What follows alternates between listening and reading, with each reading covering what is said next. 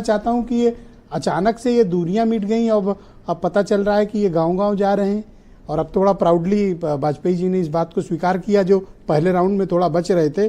Second round में उनका मतलब ये बात का उन्होंने स्वीकार किया और छाती ठोक कर किया। मैं तो अप्रिशिएट करूंगा, 25 मिनट में इन्होंने बदल लिया अपना स्टेटमेंट। वीरेन जी। ब्रजेश जी, यूपी एक ऐसा राज्य है जहां पर भाजपा की हार की भरपाई देश के किसी अन्य राज्य से नहीं हो पाई है और न हो सकती है जी। तो स्वाभाविक है कि इतने बड़े राज्य में अगर भाजपा हारी, उसकी सीटें कम हुई, उसका वोट बैंक कम हुआ, तो वो सारी लाख कोशिश के बावजूद हुआ। तो ऐसे में स्वाभाविक है कि अब संघ के अलावा उसके पास और कोई चारा नहीं है कि वो सक्रिय होकर उनकी मदद करे जी। इसकी पूर्ति सिर्फ एक ही रास्ते से हो सकती है, जब संघ पूरी तरह सक्रिय हो तब भाजपा पुराने समय में वापस आ सकती है। वैसे संघ के लिए कहा जाता है कि संघ के 3 काम: बैठक, भोजन और विश्राम। तो ये विश्राम का समय था, कुछ दिन विश्राम ले लिया, बैठक भोजन हो गए थे, अब नए सिरे से काम चालू हुआ है। अभी आपने देखा होगा पिछले दिनों एक समन्वय बैठक हुई और उसके बाद से उत्तर प्रदेश में आयोगों और निगमों में राजनीतिक नियुक्तियां शुरू हो गई हैं। ये क्यों हुई? ये संघ की ही देन है और इससे कार्यकर्ताओं को समायोजन मिल रहा है और उनके अंदर एक नया उत्साह पहले भरा जा रहा है कि पहले कार्यकर्ता का कुछ पेट भर दो, तब उसको काम पे दौड़ाओ। तो ये एक लाल बत्ती बांटने का जो सिस्टम शुरू हुआ है, आप उसको मान लीजिए कि संघ एक्टिव है जी और वो उस पर काम कर रहा है। वैसे हर कोई जानता है कि संघ भाजपा की एक रीढ़ है और उससे अलग होकर बीजेपी कभी अकेले दौड़ नहीं पाई। उसने एक प्रयोग किया था, लेकिन उस प्रयोग में वो असफल रहे, खासतौर से यूपी में। तो उनको फिर से अब उसी सहारे की जरूरत है और सहारा देने के लिए वो हरदम तैयार भी हैं। देखिए, सोशल मीडिया की सबसे बड़ी फोर्स तो भाजपा के पास है। डिजिटली वो हर घर में पहुंचते हैं, उनके पास सारे संसाधन हैं, पूरे देश के नेता हैं। फिर भी बीजेपी यूपी में पिछड़ गई, हार गई। तो स्वाभाविक है कि अब और क्या करें जिससे वो उन चीजों पर वापस आए। तो संघ ही एक बचता है। तो संघ की पहुंच, वो तो अपने आप को एक सांस्कृतिक और राष्ट्रवादी संगठन कहता है। इनके जो कार्यकर्ता या स्वयंसेवक हैं, ये चमक दमक से दूर रहते हैं, लाइमलाइट से इनका मतलब नहीं है, चुपचाप अपना काम करते हैं, कुर्ता धोती वाले लोग हैं।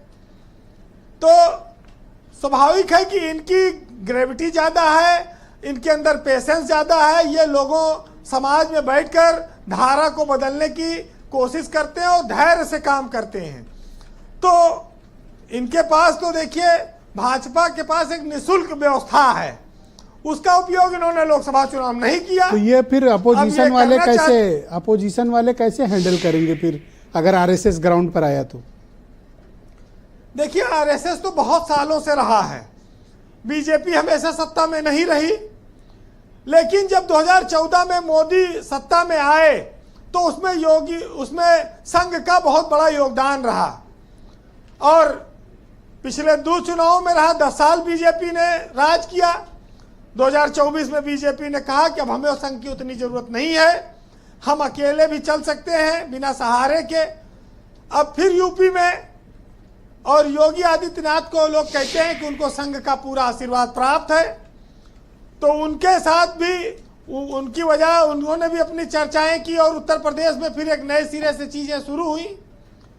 लेकिन मैं तो ये मानता हूं और अपने यहाँ कहा जाता है कि अगर लोग आपको केवल जरूरत पर याद करते हैं तो इसका बुरा कभी नहीं मानना चाहिए, क्योंकि मोमबत्ती की याद तभी आती है जब अंधेरा होता है। तो इसलिए जब जरूरत जिसकी पड़ती है उसको याद किया जाता है। तो इस पर बहुत ज़्यादा मना करने की जरूरत नहीं है, लेकिन ये जरूर है कि सहारे जो होते हैं वो इंसान को कमजोर करते हैं। संगठन के लिए भी यही बात लागू होती है जी। अपने दम पर जो लोग आगे बढ़ते हैं वो अपनी ताकत के बल पर वही कुछ नया इतिहास रचते हैं। लेकिन सियासत में हर कोट सही नहीं बैठता है, बहुत सारे वाक्य आते जाते रहते हैं। कुमार विश्वास का एक शेर है, 4 लाइन का, सुनिएगा कि कोई पत्थर की मूरत है और किसी पत्थर में मूरत है।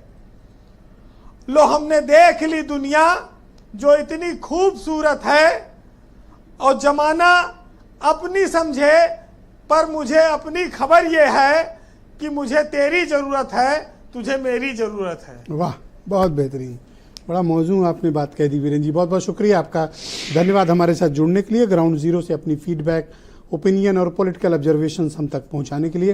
बहनों भाइयों, हम ऑलरेडी इस कार्यक्रम के दूसरे चरण में हैं और मेरे साथ समाजवादी पार्टी के प्रवक्ता कर्नल शरद शरण जी मौजूद हैं। कर्नल साहब, बीजेपी ने तो अब स्वीकार